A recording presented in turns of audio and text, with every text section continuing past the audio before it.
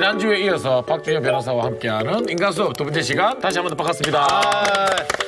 우리 변호사님하고 이렇게 인간수업 하니까 뭔가 대삼 트리오가 똑똑해진 느낌이에요. 똑똑하고 든든하고 뭔가. 어.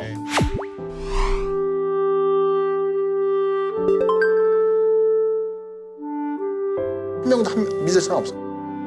형님을 믿단 말이야. 고맙습니다.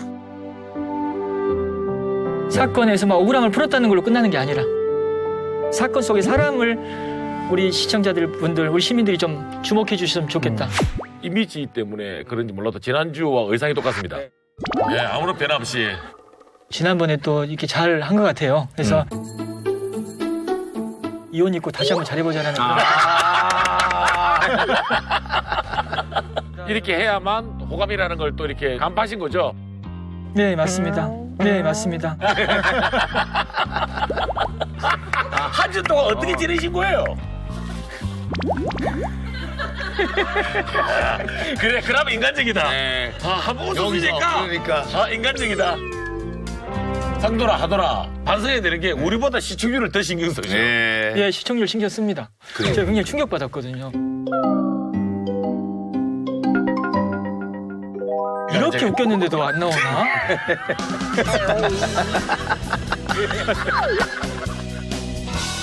이번 주 시청률 올리기 위해서 뭐 비장의 무기를 뭐 이렇게 준비하셨다고? 제가 진행하고 있는 재심 사건이고요. 예. 낙동강변 살인 사건으로 알려져 있습니다. 가장 애정을 갖고 있는 분입니다, 사실. 아, 이 그래요? 사건은. 그 사건의 당사자분 한 분과 그 동생분의 눈맞춤을 준비했습니다. 장동익 선생님 시각장애 1급 장애인이시거든요. 그래서 이분은 앞이 전혀 안 보이는 전맹은 아니고요. 네. 그 앞에 그 물체가 있을 때 이 정도로 가까이 있어도 눈, 코, 입 구분 못할 정도셔요. 그렇습니까? 이 사건은 당시 재판에 관여했던 변호사가 이 문재인 대통령이었습니다. 본인 35년 동안 변호사 생활하면서 가장 한이 많이 남는 사건이다. 정확한 그 사건. 그러니까 저도 잘 확실히 몰라가지고. 이 사건은 지금으로부터 30년 전입니다. 1990년 1월 4일에 부산 낙동강변에서 한 여성의 시신이 발견됐습니다. 그 여성과 함께 있었던 남자가 2명의 괴한이 습격을 했고 여성은 죽고 나는 가까스로 현장을 도망쳐 나왔다. 이 사건은 미제 사건이 돼버린 겁니다. 2년간 범인을 잡지 못한 상태로 이제 흘러가다가 그 당시에 경찰들이 무고한 시민 2사람을 잡아다가 무기징역을 받은 사건입니다.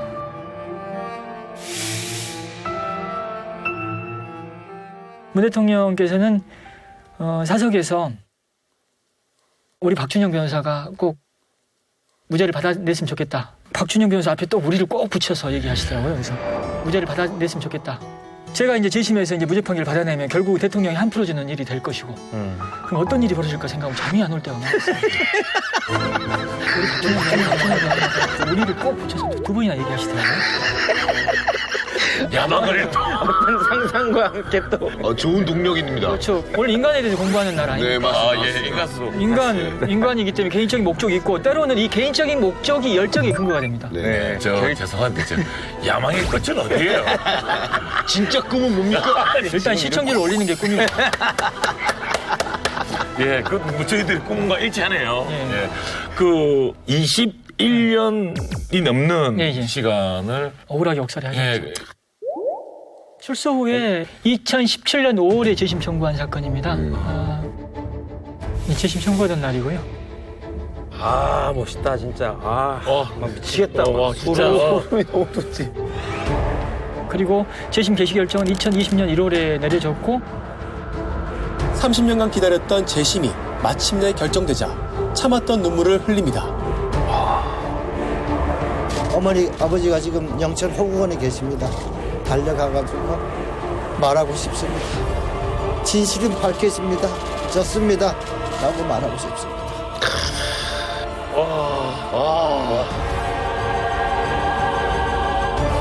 재판부는 재심 개시 결정을 내리면서 피해자와 가족들에게 고개 숙여 사과하기도 했습니다.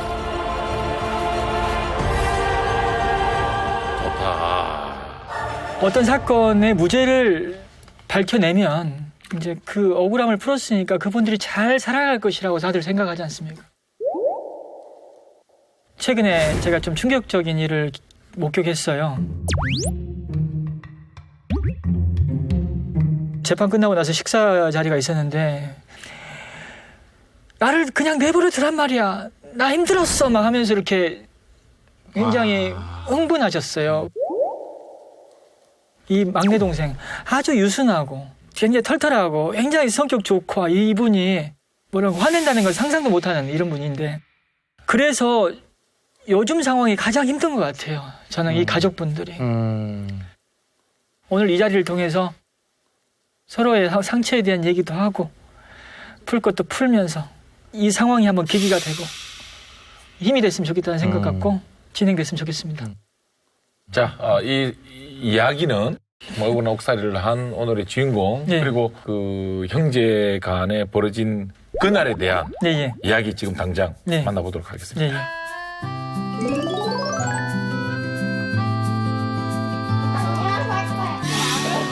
시집 안 갈 거래. 아버지도 계신데 공짜 갖고 하나만 되지. 그런 몰라도야.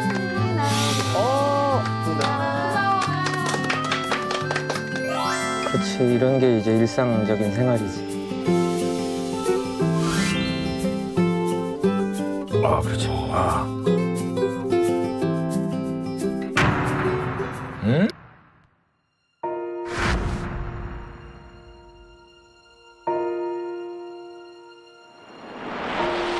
아, 상상하기도 싫다.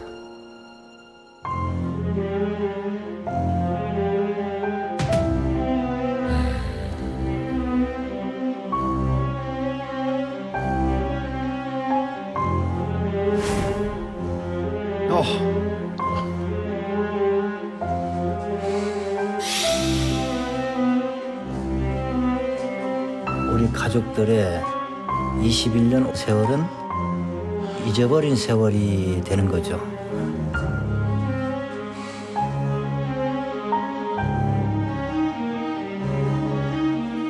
그날 그때 일을 생각하면 동생이지만 전화 한번 하기도 망설이게 되기가 일쑤였죠. 아휴, 지금도 왜 그랬을까? 제가 왜 저러지 않았었는데 아직까지도 저는 좀 궁금하긴 합니다. 변호사님이 직접 목격한 형제의 그날 그래 그날 무슨 일이 있었을까?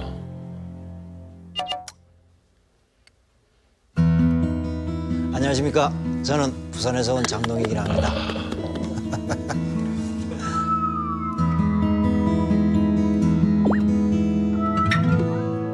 저는 참 제가 그때 일을 생각하면 나 진짜 그날 진짜 정신 도는 줄 알았습니다. 진짜. 제가 안에 있을 때 음으로 양으로 많은 마음을 더 나누고 말도 잘 듣고 했던 동생인데 내가 본 동생은 이게 아닌데 난 믿었는데 왜 이런 모습을 보일까? 저는 그날 처음 봤던 거죠. 그런 장면을. 다 내 탓이다 생각을 했습니다.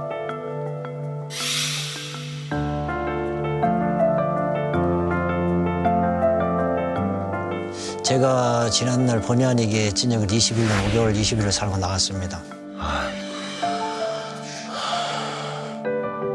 91년 11월 8일 날짜도 안 잊어버립니다.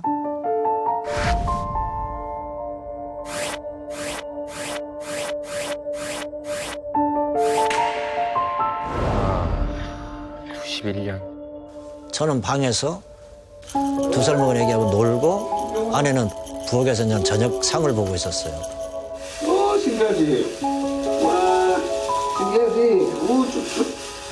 그 상황에서 밖에서 저 이름을 부르게다. 예 하고 나가니까 잠깐 이야기 좀 하러 갑시다 하고 그래서 제가 따라 나가게 됐어요. 따라 나가게 되니까 문 밖에 승용차가 되게 있더라고요.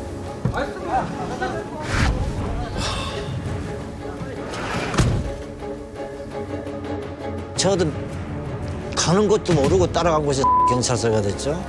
2살 때 들어가셨거든요. 이제 그 걸음걸이도 못 될 때. 우리 장 선생님의 아주 가까운 친구분이 그 당시에 이제 부산 그 낙동강변 근처에서 그 불법으로 이렇게 무면허 교습도 하고 막 그랬나 봐요. 운전 교습 같은 걸 해가지고. 그래서 이제 그게 이제 그 경찰서에 신고가 됐고 그 경찰들은 혹시 이렇게 연루된 것 아닌가라는 그런 오해를 하게 됐고 미제 사건의 범인이 2명인데 예. 그분과 가장 친한 친구 또 차에 잘 태우고 다녔던 친구가 장동희 선생님이다 보니까는 집에서 데려온 거죠. 그렇게 2명이 그렇게 억울하게 예, 이제 그렇습니다. 너무 이제 영문도 모른 채로 끌려갔던 거죠. 예.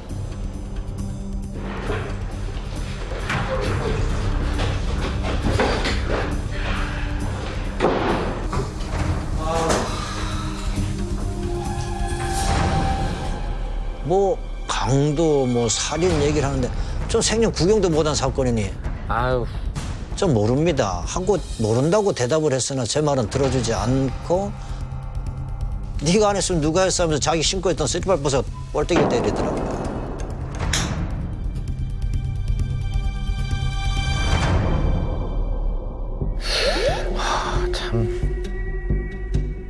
내가 안 한 거를 왜 했다고 이야기를 해나 대답을 해야 되나. 난 안 했어. 나는 안 했다고 일광이간 계속 이야기를 했으나 계속 고통만 가해지는 거죠. 그래, 야, 참 내가 4일 동안 약 고문을 좀 당했어요. 4일 동안 약 고문을 좀 당했어요. 사람을 거꾸로 매달아 놓고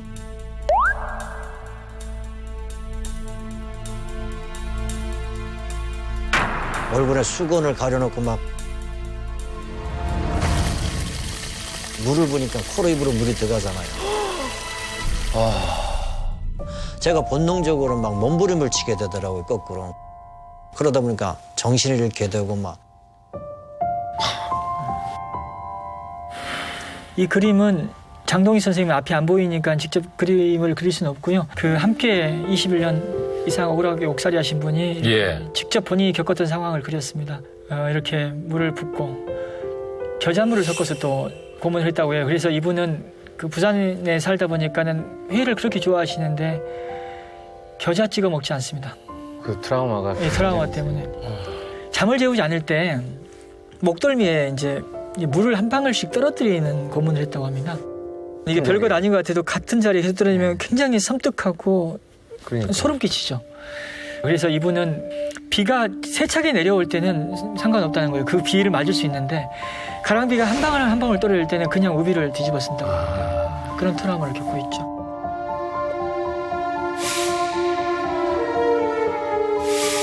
아유.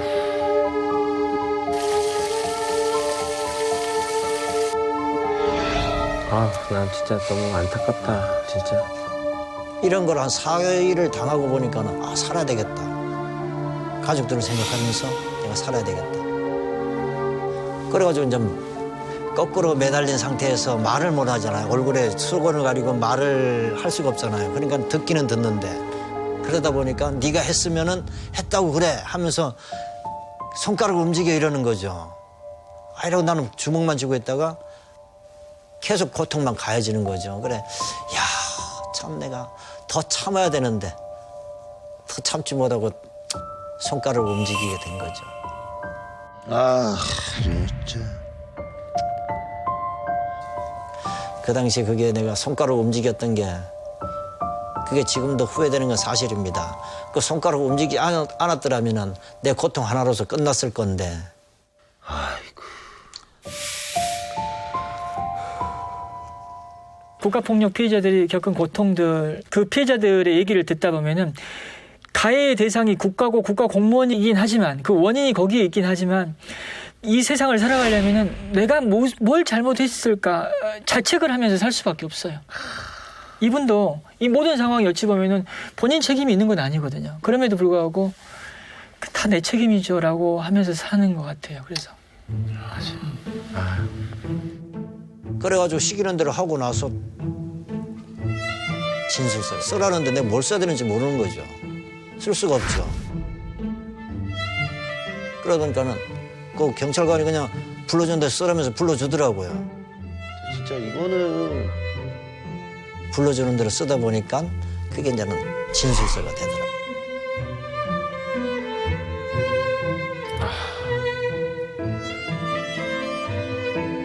네가 이야기한 데 됐다면서 읽어보라더라고요. 나 안 보여서 못 읽어본다니까. 읽을 수가 없다니까. 네가 이야기한 것대로 됐으니까 걱정하지 말라면서. 그래 끝난 거죠.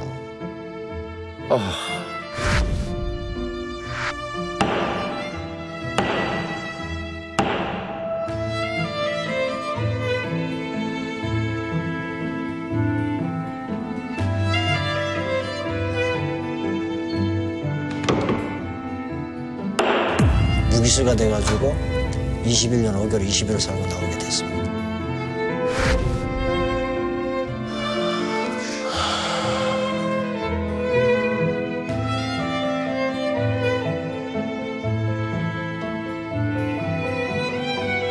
와, 이렇게 21년 5개월 20일 동안 살고 나와서 보니까 그 경찰관이 고문한 경찰관이 우리 동네 파출소에 있더라고요. 어? 근데 오래돼서 기억이 안 난다, 모른다 얘기만 하는 거죠. 아유. 와, 근데 진짜 우라통 터져 혼났습니다. 진짜.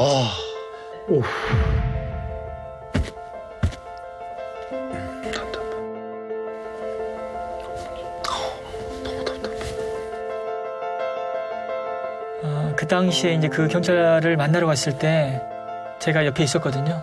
오히려 소리는 제가 더 크게 질렀던 것 같고 이분은 잘 참아내더라고요. 감정 잘 참아내더라고요. 현직 대통령이 변호했던 사건도 억울하게 누명을 쓰고 21년 이상 옥살이하고 지금 이제 무죄를 받게 되는데 그 가난하고 힘없어서 변호인도 선임하지 못해가지고 그냥 그렇게 억울하게 재판을 받았던 사람이 얼마나 많겠어요. 예. 와, 이거 진짜 막 이 사람이 사는 데가 아니다 싶고 막. 그 저는 살인자다고 해가지고 가슴에 수번천이 빨개요. 일반수들은 하얀 건데 또 제명 따라서 색깔이 다르거든요. 그래서 살인자로 해가지고 빨간 걸 달아주는데 또 이 독방 생활을 하다 보니까 독방이라 해봐야 0.94평밖에 안 돼요. 아, 한 평이 안 되는구나. 여기는 좀 넓어 보입니다. 더 좁아요. 예. 다리를 딱 뻗으면은 벽과 벽이 닿을 정도니까. 근데 화장실이 재래식 화장실 1층이 되다 보니까 진짜 팔뚝만 해요. 강아지만한 지가 아침에 일어나면은 잠자리 옆에 와가지고 있어요. 진짜 비참해지더라고요. 뜬 눈으로 잠을 안 자고 며칠 보냈어요. 아, 참.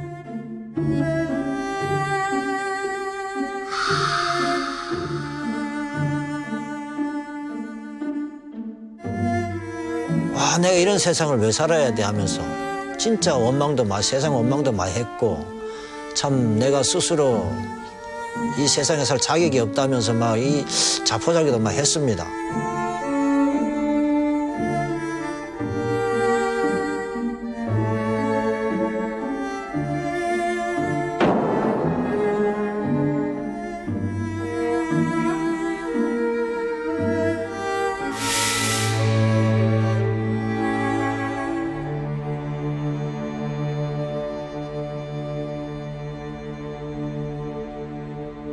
어머니가 참 그러겠다. 진짜. 부산구치소 있을 때는 막 매일 오다시피 왔고 그리고 진주 와가지고도 자주 왔어요. 면회가 한 달에 4번밖에 안 되거든요. 매일 오다시피 왔고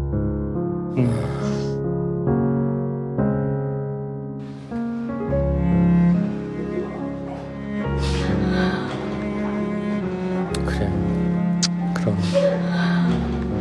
저 가슴 진짜 무너졌어요 그때는.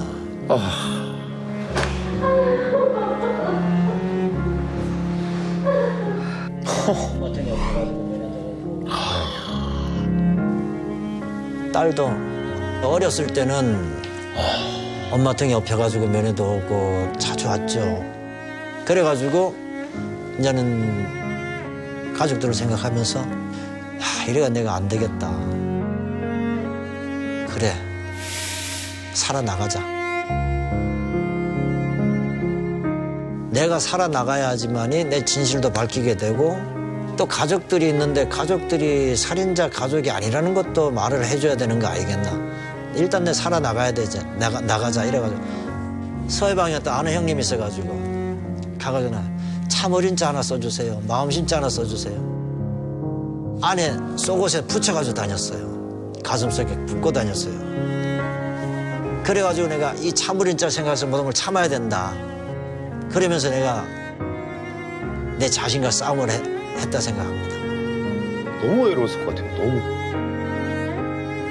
유일한 희망은 가족.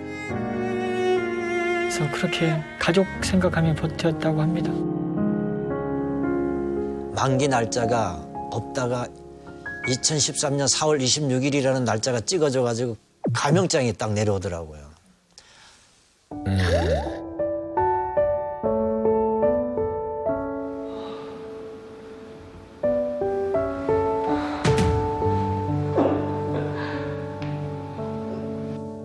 남은 세월은 10년이 남았습니다. 그런데 집에 갈 날짜가 주어진다는 게 진짜 뜰 듯이 기쁘고 뭐 세상을 모든 다 거머쥔 것 같더라고요. 앞으로 10년을 더 살아야 그런데도 불구하고. 이게 사람은 희망이 사람을 살려요. 10년이라는 그 시간을 또 살아야 되지만은 그 나갈 날짜가 생겼다라는 희망. 희망이 있으니까. 그래서 그날은 이분이 참 아끼고 살았어요. 왜냐면은 밖에 있는 가족들 힘들게 하면 안 되니까 돈을 거의 쓰지 않고 그냥 아주 그냥 검소하게 살았거든요. 그날은 그 교도소에서 훈제닭이 있거든요. 훈제닭 한 마리에서 공장에 있는 사람들 다 한 마리씩 돌렸다고 하더라고요. 너무 기뻤으니까. 그때 진짜 이 교도소에서 생활하면서도 처음으로 내 스스로 참 벽을 쳐다보면서 웃기도 하고 참 그랬습니다. 8월 15일 날 가명장을 받았잖아요. 어머니가 보면 매달 며칠 날 나간다, 몇 년도 매달 며칠 날 나간다고 직접 얘기를 하려고 편지로도 안 썼어요, 그 얘기를. 근데 집에서 전화가 왔는데 어머니가 뭐 계단에서 내려오다가 다쳐가지고 다리 기부수해가지고 못 오신다고 전화 왔다면서. 다리를 다쳤다니까는 뭐 시간이 지나면 낫겠지. 다음에 오면 때 이야기를 해야지. 그러고 있다니까 딸한테 편지가 오기를. 응?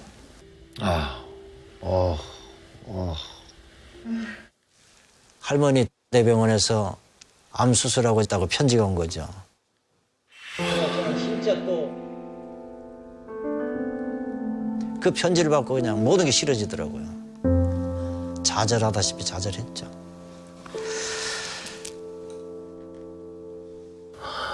아이고 아버지.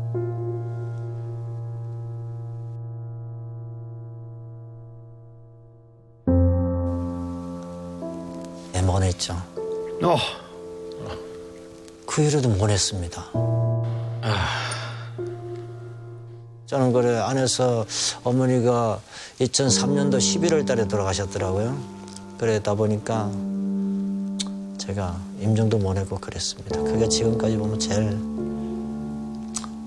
한이 남습니다.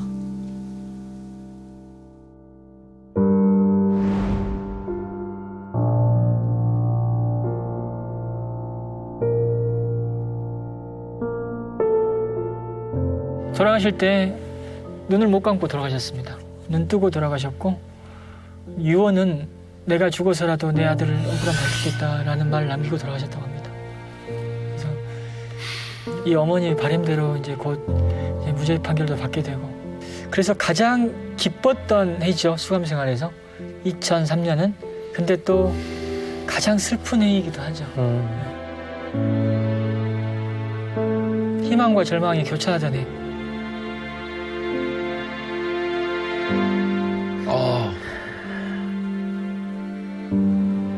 제가 11월은 지금도 생각하고 싶지가 않고 진짜 있을 수 없는 달이다.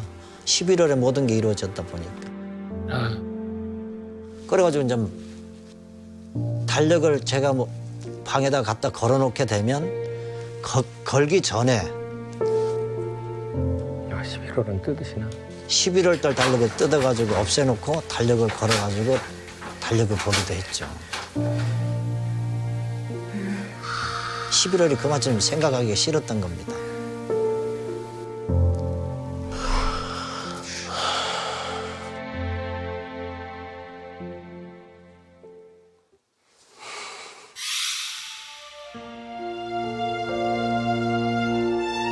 가족하고 너무 떨어져 있으면서 나의 빈자리를 채우는데 고생을 했다는 거는 그 마음고생도 많이 했겠죠. 그래서 스트레스도 많이 받았겠죠.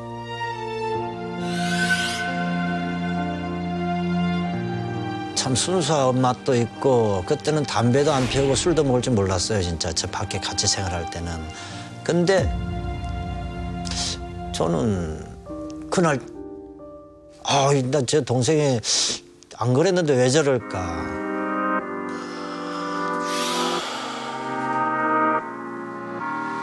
그날 이야기가 시작됩니다. 예.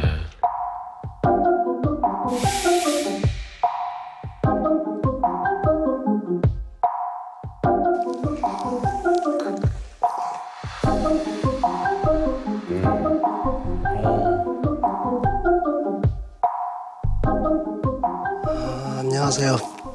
저는 저 울산에서 온 장성익이라고 합니다.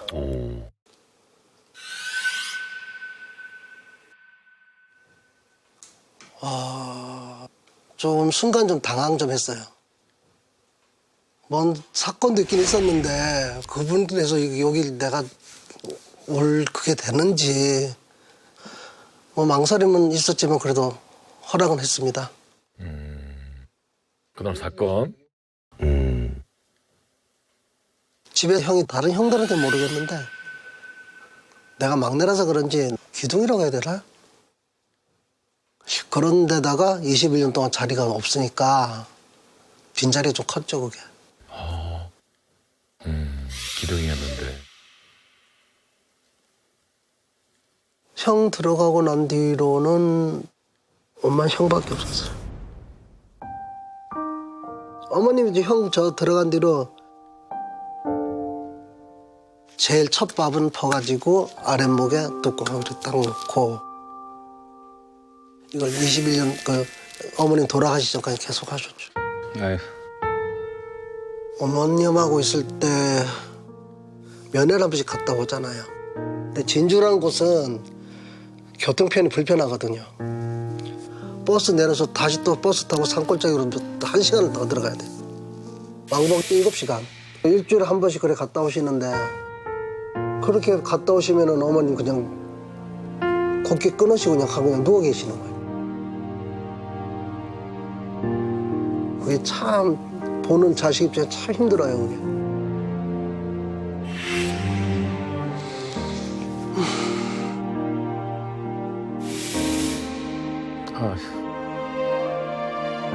그때 면회를 한 번씩 갔다 오시면은 저는 저 재심 저 억울한 건 밝혀야 된다. 그 얘기를 많이 했죠. 그래서 엄마가 서류를 변호사 사무실 가서 가져와서 안 준다는 거 그래 그냥 울며 하소연도 하고 엄마가 내 자식 그 근거니까 복사만 하자. 이게 한두 장 나오기 힘든 거거든 변호사 사무실에서. 야, 진짜 어머님의 희생. 와. 나는 육신이 좀 죽을 수 있지만 서류는 죽지 않는다. 어머님이 끈질기로 다 이제 모으신 거예요. 이렇게 모은 사건 기록의 양은 1000페이지 가량 됩니다. 예. 1000페이지 가량 되어 있고 이 사건은 원본 기록 없이 저희가 재심을 준비했거든요. 그리고 또 변호사 사무실에서도 기록을 보존하고 있었습니다. 두 개를 합쳐놓으니까 거의 완벽하게 복원이 됐었습니다.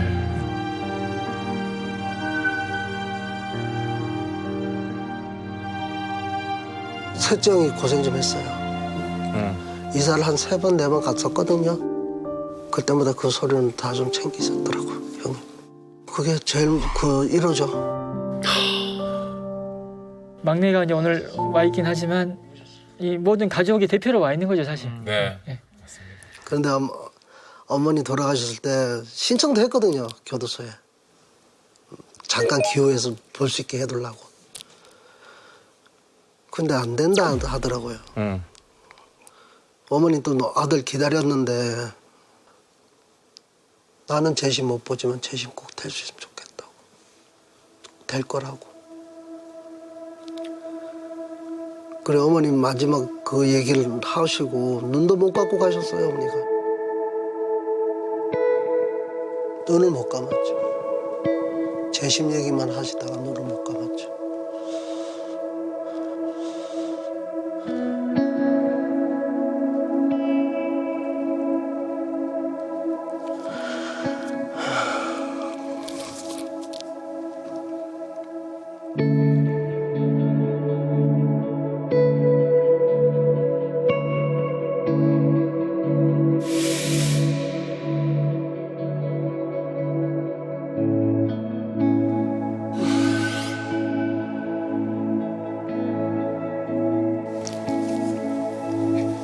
얘기할 게 없어. 뭐 얘기할 건덕지가 있어 얘기를 하지 뭐.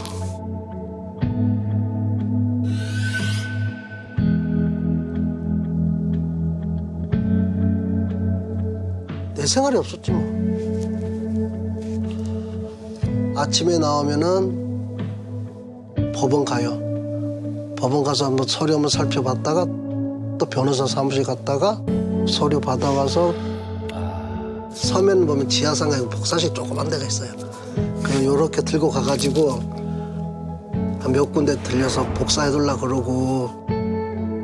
그때 제가 대학생 때인데 수업이 오전에 있으면은 수업 오전 듣고 나와서 그거 하고.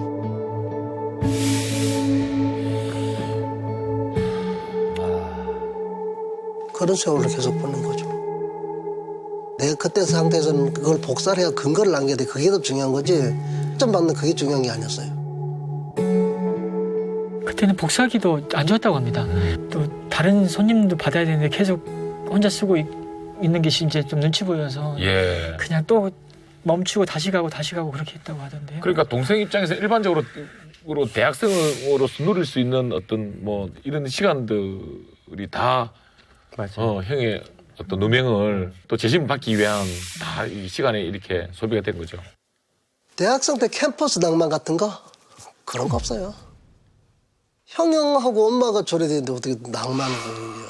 그거는 소설에 나오는 얘기고. 아유. 그때 그 어린 20살 때부터 막 변호사 사무실 다니고. 그랬네요. 나 저번에 20살 때네. 어휴. 지금 생각해보면 되게 어렵네. 그때는 그 생각을 못 했는데 지금 생각해보면.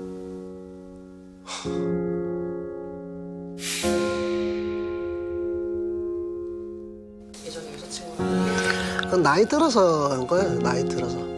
20대 때가 아니고. 그러니까 내가 우리 형이 잘못한 거 없는 거 아니니까 난 형이 이렇다고 얘기를 했어요.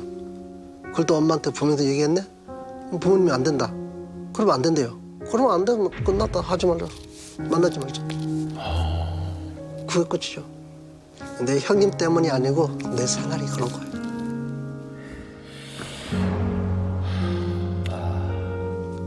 모든 일의 중심이 형이 다 있었으니까 회사를 다녀도 면회 가려면 또 월차 이런 것도 줘야 되고 그것 때문에 좀 힘들었죠.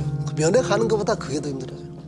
회사 신청하는 거, 휴가 신청하는 거. 그렇다고 형이 여기에 가 있으니까 나 이거 면회 가야 된다 얘기할 수 있는 상황은 또 안 되고 너는 왜 날마다 한 달에 한 번씩 열차를 써야 되냐. 아유. 그럼 다른 가족을 하나 죽이는 수밖에 없어. 상갓집 가는 거야. 없는 사람 결혼식을 만들어야 되고 거짓말을 해야 되죠.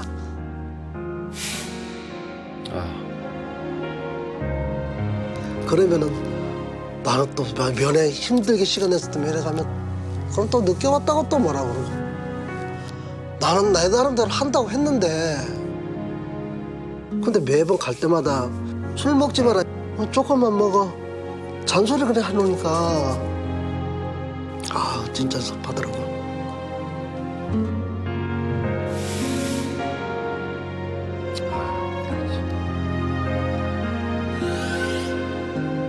속마음 얘기해 본 적은 없어요. 거기서 내 하소연하러 간 건 아니잖아. 하소연 들으러 간 거니까. 나 혼자 빈방에서 나 혼자 소주 한 잔 먹고 그거밖에 없는 거지.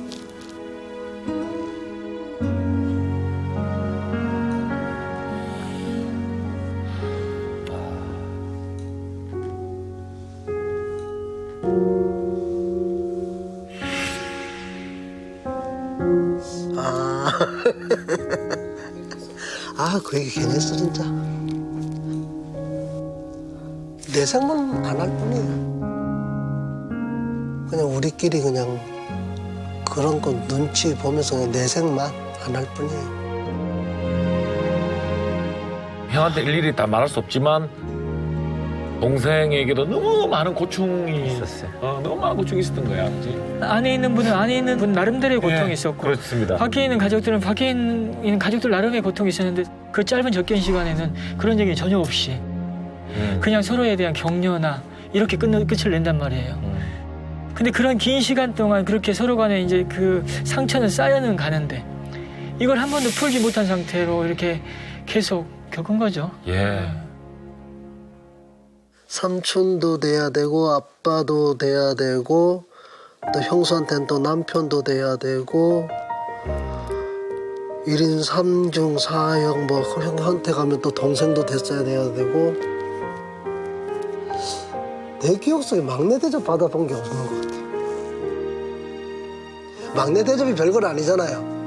뭐 엄마 아빠 칭찬 좀 받고 그런 건데 나 진짜 막내인데 나 진짜 막내 대접 집에서 못 받아봤네. 아유, 이쁨 받고 자라야 될 막내는.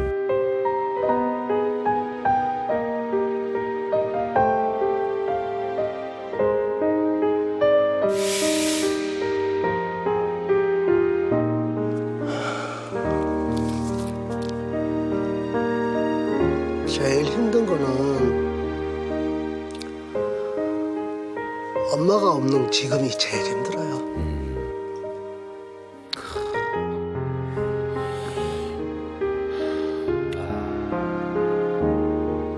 그때는 아무리 힘들어도 엄마가 아빠가 있었으니까 눈물이 납니다. 형이 아무리 저 안에 있어도 엄마 아빠가 밖에 계셨고 나이 50대도 엄마 아빠라 그러네.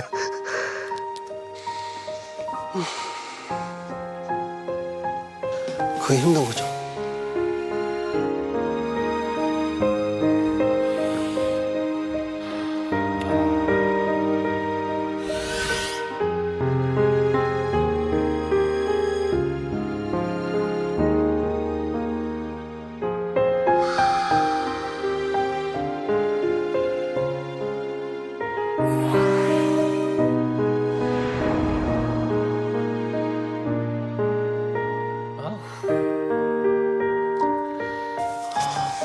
그때는 멍했어요. 환호를 못 지르겠더라고. 좋긴 좋은데 그냥 와 소리도 안 나오고 그냥 멍했어요.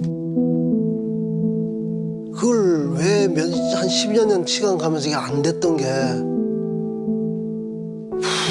그래 하루 그래 되니까 진짜 멍했어요. 그냥 기쁠 줄 알았는데 기쁘긴 기쁜데 안 나와요 목소리가.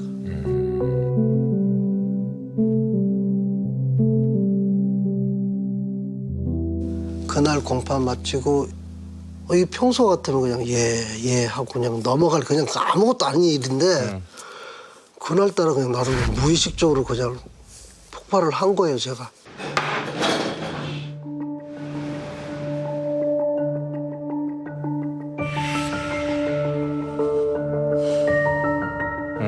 그날 이야기가 시작됩니다. 아직까지도 잊을 수가 없는 게 성익이가 참 순수한 맛도 있고 담배도 안 피우고 술도 먹을 줄 몰랐어요 진짜 저 밖에 같이 생활할 때는. 근데 여합전에 재판하고 이제는 자갈시장에서 그런 일을 봤을 때 나 제 동생이 안 그랬는데 왜 저럴까 생각을 했습니다. 그날 사건. 그날은 재판도 뭐 생각대로 진행이 잘 되고 있고 해가지고 참 기분이 참 좋았습니다. 변호사님이 목격한 그날 이야기가 이제 공개됩니다. 터진다. 자갈치에서 꼼장어집에 꼼장을 먹고 있다가 또 뒤풀이 술을 한 잔씩 하게 됐습니다. 때 동생이 크라스다 먹더라고요. 맥주 크라스다. 그래서 왜 소주잔을 먹지 왜 크라스다 먹냐 이 말을 했죠. 좀 적게 먹어라 하면서 얘기를 했는데 그게 듣기가 참 거북했던지 성질을 내더라고요. 갑자기 일을 벌였어요. 그날 막내가 갑자기 내가 얼마나 힘들었는지 알아? 오빠래. 맞아요. 평소에도 내가 술을 좀 적게 먹어라 소리를 많이 했죠. 근데 말도 잘 듣고 했던 동생인데 아 이렇게 변했나 생각을 하게 되죠. 지금도 왜 그랬을까 제가 왜 저러지 않았었는데 아직까지도 저는 좀 궁금하긴 합니다. 뭐지? 모르지. 얘기를 안 했으니까. 가족끼리는 더 얘기 안 합니다, 사실. 맞아요. 오늘 그래서 그걸 풀어야 돼. 처음이죠.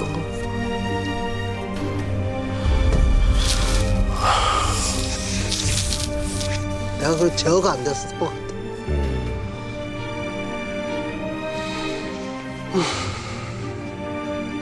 저한테 있어서 둘째 형은 가까우면서도 힘들어요. 어려운 존재.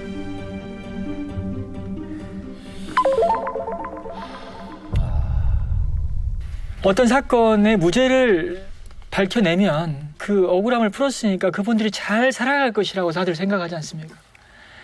근데 그 잃어버린 시간으로 인한 고통, 그 트라우마는 어찌 보면 무죄 판결 이후에 이제 새로이 시작된다라고 보면 될 것 같아요.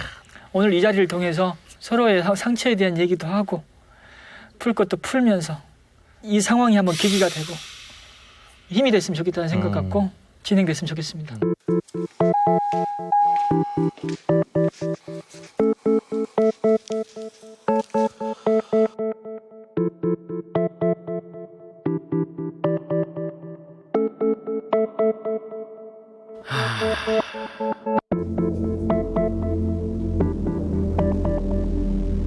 같이 몸을 부디면서 자기도 하고 또 장난도 많이 치고 참 착한 동생인데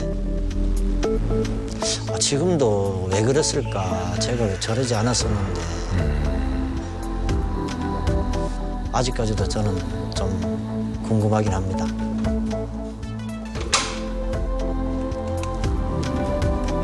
21년 전에 이제 억울하게 일을 당했던 우리 형 그리고 그 형을 옥바르지 한 동생 형이 이제 출소를 하고 기적적으로 재심 청구가 받아들여져서 현재 이제 순조롭게 진행 중인데 식사 자리에서 동생이 형 앞에서 이제 처음으로 폭발을 했어요. 그 자리를 변호사님도 함께 하시면서 그 자리를 또 목격을 하셨고요. 예, 그렇죠.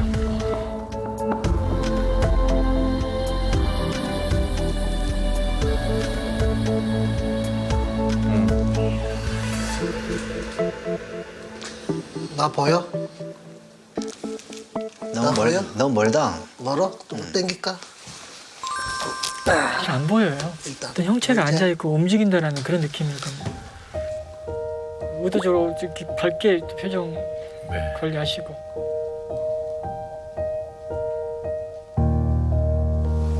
근데 형 눈 마주치고 얘기한 게 내 처음인가 안 하고 모르겠다. 형도 기억 없지? 그래. 형 노력게. 그래.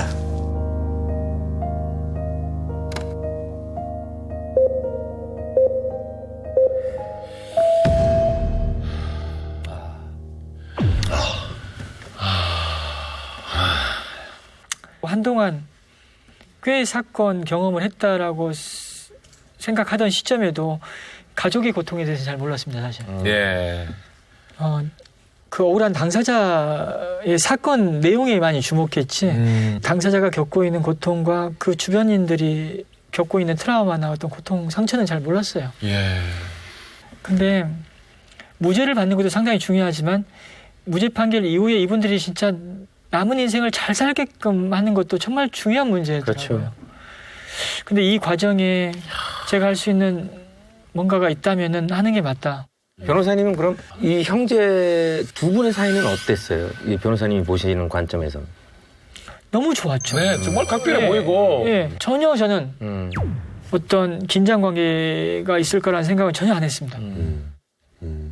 그래서 그날 꼼장어 집에서 봤던 모습은 지금 계속 눌러왔다는 감정이라는 게 좀 보였어요. 그래서 많이 당황했고 겉으로 드러난 다른 분들의 고통은 더 클 수 있겠구나라는 생각이 드는 거예요. 근데 우리가 지금까지 봤던 영상으로 봤을 때는 일상적으로 그냥 형의 입장에서 술을 좀 천천히 마셔라, 적게 마셔라, 일상적인 그렇죠.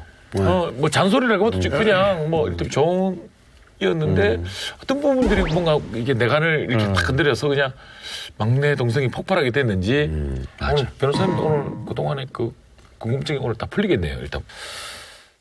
음.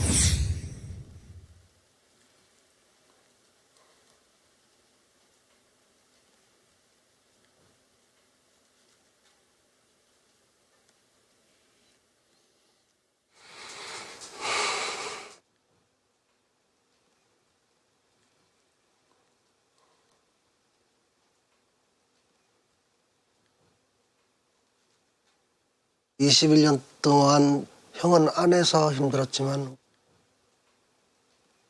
밖에 남아있는 가족들 모두 힘들었다고. 아휴. 다 내 탓이다. 오랜 세월을 가족하고 너무 떨어져 있으면서 나의 빈자리를 채우는데 고생도 많이 했겠죠. 그런 마음이시겠다.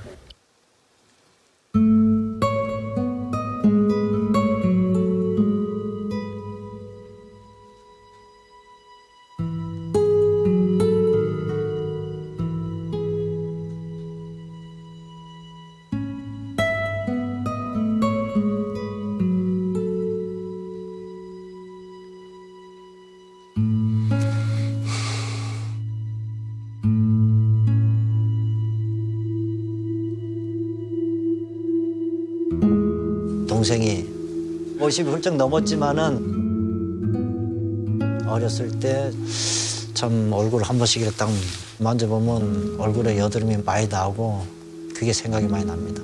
아유. 그때 일을 생각하면 제 동생이 안 그랬는데 왜 저럴까.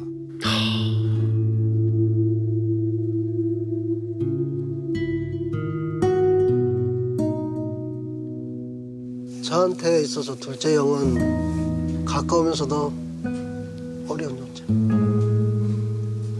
나이 들어도. 그런데 그날따라 그냥 나도 그냥 무의식적으로 그냥 폭발을 한 거예요, 제가. 근데 모르지. 얘기를 안 했으니까. 이 이야기도 순조롭게 다 돼서 오히려 다 풀렸으면 좋겠다, 그지?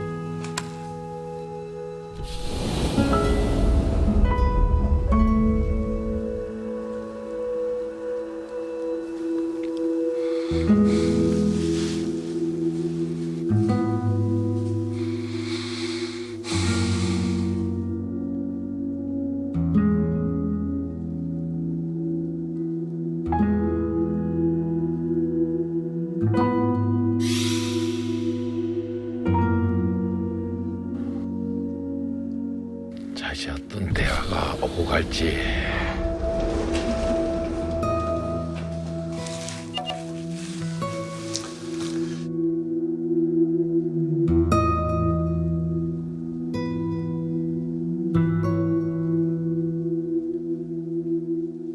내가 하나 궁금한 거 얘기할게.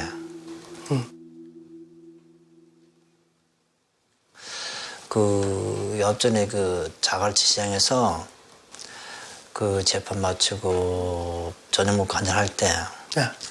그날 왜 그랬던지 나는 지금까지도 참 왜 그랬을까 궁금하고.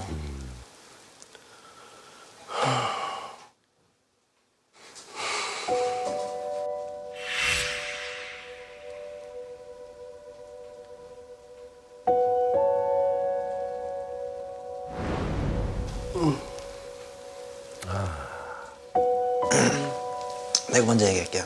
그래. 내가 뭐 21년 5개월 20일 동안 아내 교도소 갔다 오니까 서로가 이야기를 할 시간이 그렇게 뭐 없었으니까 오늘 자리 이렇게 만들어준 우리 박준영 변호사한테도 참 고맙고 예. 또 이런 계기로 해가지고 서로가 애로점 있으면 서로 대화로 풀고 그러면 좋겠어. 형. 응? 형님 나 얼마나 알아? 예? 형님 나 얼마나 알아?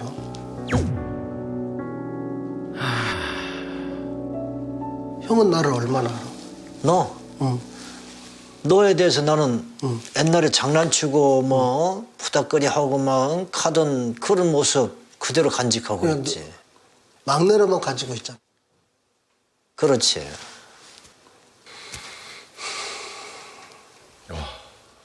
형은 나를 막내로 생각하는데 음.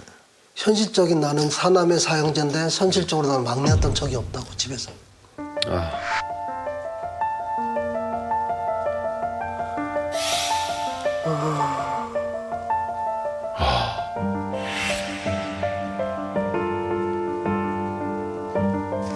진짜 내가 또 형한테 질문 하나 하고 싶어.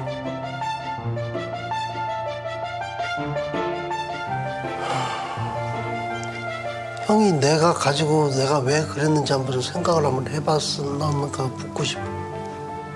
나는 단지 소주잔, 맥주잔 구분이 돼가 있는데 이렇게 먹으니까 내가 볼 때는 좀 이거 아닌데 저 폭주한다는 생각을 한 거지. 폭주한다는 형이 생각을 한 아는 거지. 막내가 그렇게 폭주하는 무식한 놈은 아니잖아. 그렇게 생각을 한 거지.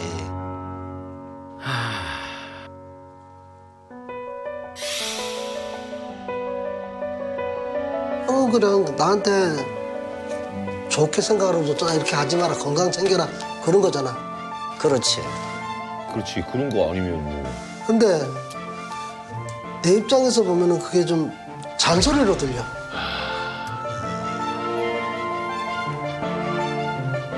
그게 내는 왜 그러냐면은 내가 밖에서 우리 그 7 식구 같이 살 때 그때 성익이 네 얼굴을 만지면서 장난치고 할 때 그런 모습은 나는 간직하고 있었는데 학교 다닐 때 그 모습 그러던 애가 담배를 저렇게 피우고 술을 먹으니까 막 저렇게 변했나 좋은 쪽으로 변해야 되는데 왜 그러지 좋은 쪽으로 변해야 되는데 왜 그러지 좀 나도 황당했고.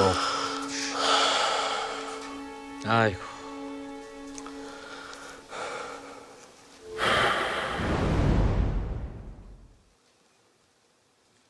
그 형도 알다시피 내 20대가 해도 술 많이 안 먹은 거 알잖아. 그래. 저는 왜 그랬을까? 사연이 있을까라니까 한번 생각을 해줘. 그래 사연은 이야기 한번 해봐.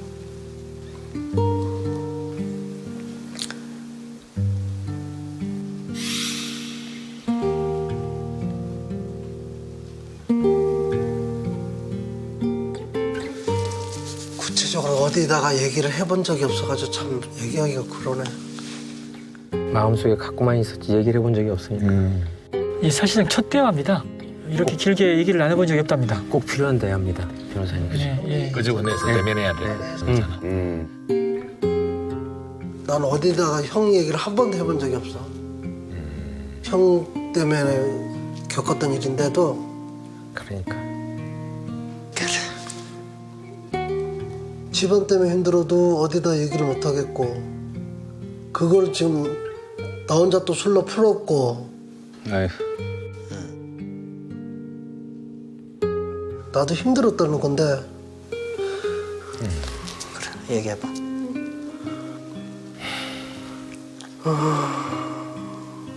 형 들어가 사건 일어날 때부터 거기서부터 내 인생이 바뀐 거야. 형도 바뀌었지만 나도 바뀐 거야. 그래. 그렇지.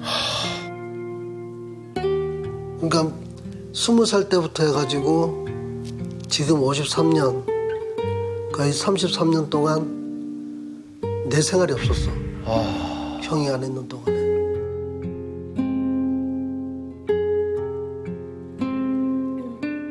모든 내 생활의 초점은 형한테 달려 있었거든. 나도 학교 다니면서 변호사 쫓아다니면서 군 생활하면서 면회 가야 되고 직장 가서도 너 왜 자꾸 월차 많이 내냐. 그래도 누가 아프다 누가 다쳤다 그거 핑계대고 면회 갔지.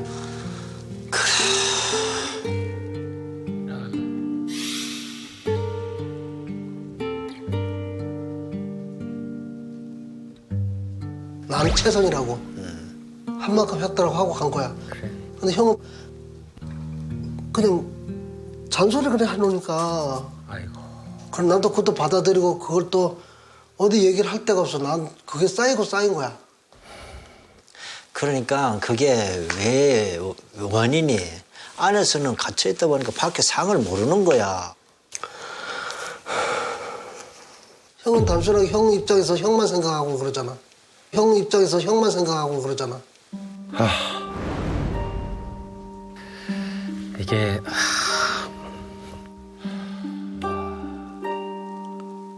그게 벌써 20년 넘어 30년이야.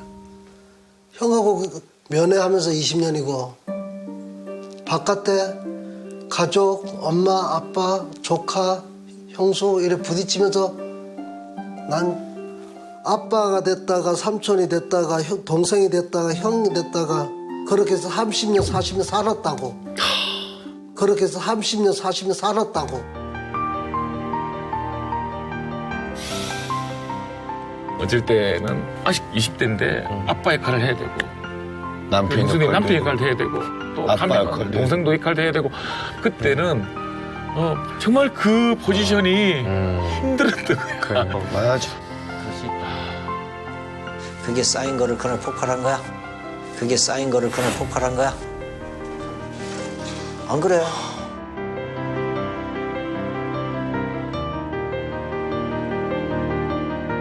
삼 30년 쌓인 게 그날 폭발한 거야.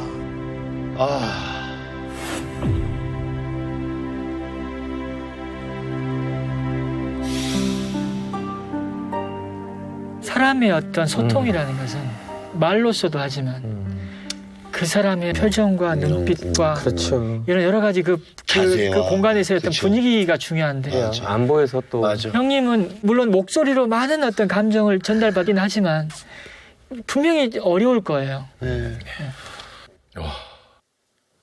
복사 그 서류가 형 어떻게 있는 줄 알았어? 나 뒤늦게 알았지 그거를.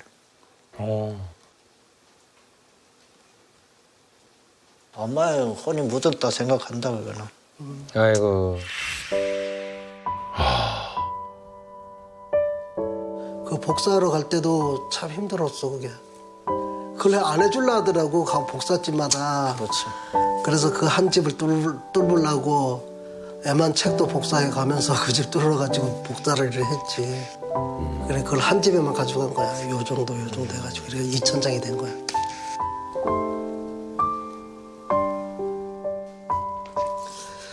그리고 또 생각난다. 엄마가 그 얘기 했나 모르겠네. 뭔 얘기? 형이 저 경찰서 들어가면서부터 돌아가시기 전까지 맨날 아침 첫밥 공깃밥에 이렇게 해가지고 아래목에 딱 넣어놨거든. 제일 먼저 그게 먼저 하고 나서 우리 밥 먹었지.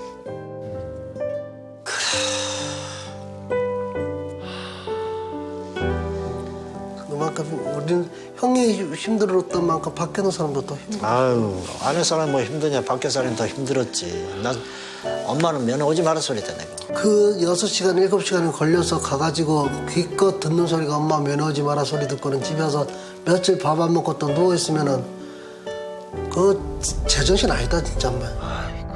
그게 엄마가 올 때면 영도서 사상까지 차 타고 사상도 또 진주 그걸 알면서 그래 오지 마라 하면 고생한다고 마음 고생한다고. 그 힘든 길을 얼마나 가잖아. 내 하나 나 이래 있으면 되지 왜 엄마 고생을 하느냐. 그 못 보는 아들 못 보는 엄마가 난 그런 마음으로 오지 마라 했던 거지. 매일 밤마다 형 생각하고 참. 울고 몇 날 며칠 형 면회 갔다 몇 날 며칠 그랬다.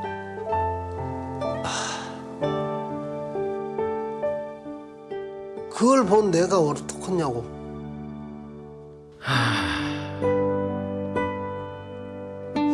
참 내 자신이 내가 머리가 숙여지네.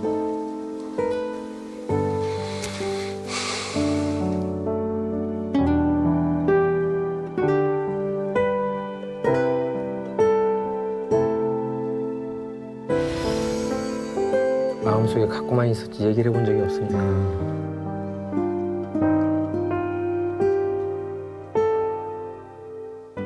엄마 상태는 언제쯤 아는 거야? 응? 엄마 아픈 거는 혹시나? 엄마 아픈 거 응. 내가 누구한테 들었어? 편지가 온 거야. 할머니 병원에서 암 수술하고 항암 치료 받고 있다고.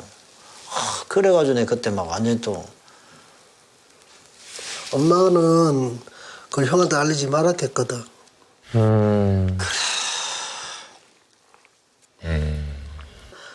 우리 집 바깥에서 겪었던 걸 형이 걱정한다고 얘기 안 해주지. 형도 형 안에서 겪었던 거 우리 걱정한다고 얘기 안 해주지. 서로가 그런 거야. 아휴. 징역살이의 고통이 본인이 겪고 있는 그 어려운 상황도 있겠지만 밖에 있는 가족의 고통이 이제 넘어왔을 때가 그렇게 힘들다고 합니다. 면회를 오지 못하게 했던 이유는 올 때마다 이제 느껴지는 거죠. 이제 그게 괴로우니까.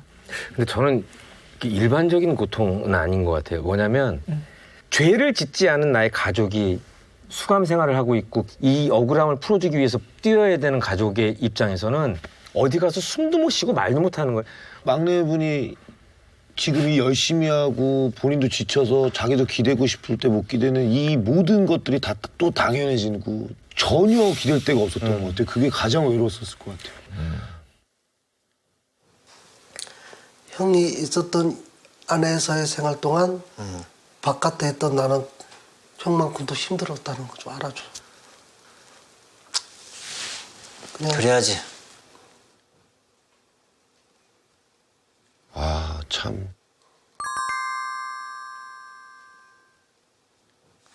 그게 내가 네 이야기를 들으니까 내가 안에서 있을 때면 내만 생각해가지고 바깥 사람 심정 모르고 내가 짜증내고 막 화를 내고 막 이렇게 다 했는데 그게 네가 받아들이는 심정 내가 지금 와서 생각하니까 딱 그건 내가 사과할게. 사과할게. 굉장히 미안고.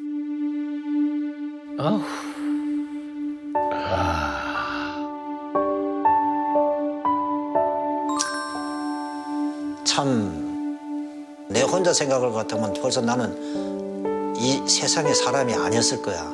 가족이 있기 때문에 나는 살아나가야 되겠다는 생각으로 갖고 살아나왔어. 그 막상 나와서 보니까 내가 그리던 그림하고 너무나 달라졌어. 밖에서 면회 와서 하는 얘기만 듣고 나름 생각을 하고 그림을 그려왔던 건데 나오니까 그거는 다른 판이 돼가 다르더라고. 그렇지. 그래가지고 참 깝깝한 나머지 남항대교도 걸어보고 걸으면서 내가 이거 헤쳐나갈 수 있을까? 얘 떼내려야 되나?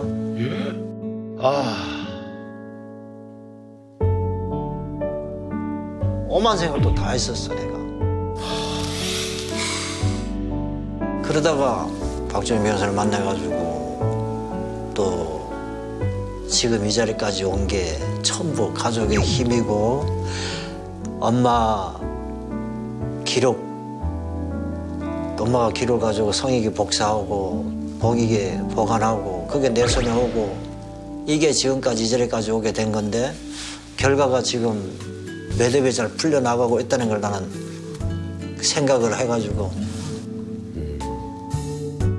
30년 전에 우리가 살던 가정이 되돌아오기가 참 지금까지 너무나 힘들지만은 힘들다 보면 한없이 힘든 거고 우리 형제가 모여서 이야기를 하면서 지혜롭게 극복하면서 살다 보면 30년 전의 삶으로 다시 돌아갈 수도 있어. 그러니까 주변의 사람들 보라는 듯이 좋은 모습 보이면서 나는 살고자 하는 게 나는 희망이고 나의 그림이야 지금. 야.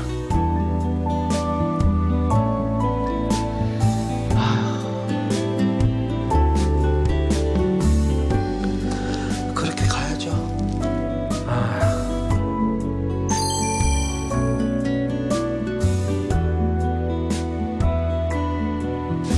나는 오늘 이거 같이 얘기하는 게 진짜 좋다.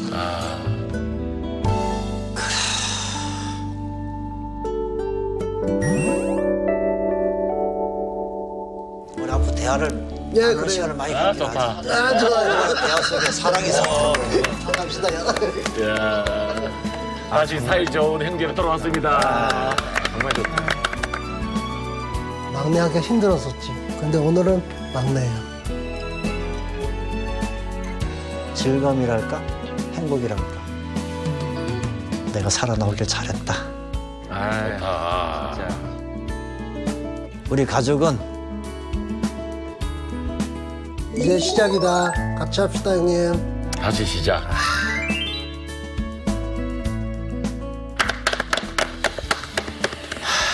진짜 그 대화도 이렇게 나눈 적이 이렇게 처음이라고 할 정도로 네. 30년 만에 서로의 눈을 바라보게 된 우리 형제 이야기였습니다. 근데 변호사님 진짜 어떻게 이렇게 자세히 하세요?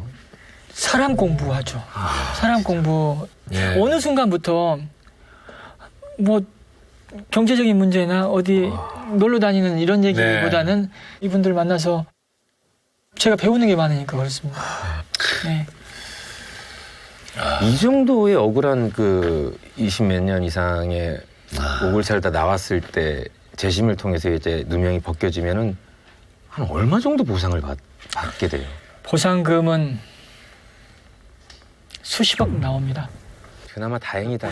그래서 여기에서 제가 좀 드릴 말씀이 있는데 주변 분들이 그 보상에 대한 어떤 관심보다는 그럼요. 이 정말 중요한 것은 장동익 선생님과 이 가족이 남은 인생을 잘 살아가게끔 하는 게 정말 중요하거든요. 2차 피해나 이런 게 또 있을 수 있어요. 예. 그리고 또 무죄로 억울한 일을 벗었다고 해서 끝나는 게 아니다. 네. 그 고통의 시간의 회복은 더 많은 노력이 필요하다. 선한 영향력. 예, 선한 영향력 네. 지난주에서 우리 변호사님 진짜.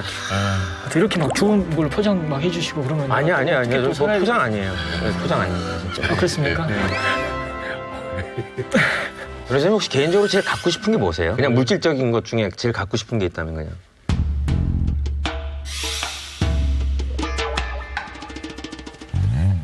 가끔씩 이제 공항에서 이제 면세점 가면 가장 먼저 눈에 띄는 건 사실 술이에요. 확실히 좋은 술이 다르더라고요. 보니까 넘어갈 때 그냥 싹 넘어가대요. 그냥. 언제나 시작과 끝은 예능으로. 2주 동안 이제 재심 사건 살해 당사자분들 얘기했는데요. 결국은 가족의 힘으로 버텼다. 아주 큰 고통을 겪은 분들이거든요. 억울하게 살인 누명 쓰고 무기징역 받고 이런 분들이 그냥 소소한 기쁨으로 그 감옥 생활을 견뎠다고 얘기했습니다. 소소한 기쁨이 큰 고통을 겪는 분들한테 위로가 된다는 사실. 우리가 기억하고 또 우리 주변에서 실천했으면 좋겠습니다. 그 사랑 공부. 예, 사랑 공부 저도 계속 해 나가겠습니다. 감사했습니다. 감사합니다. 머리 조금만 숙입니다.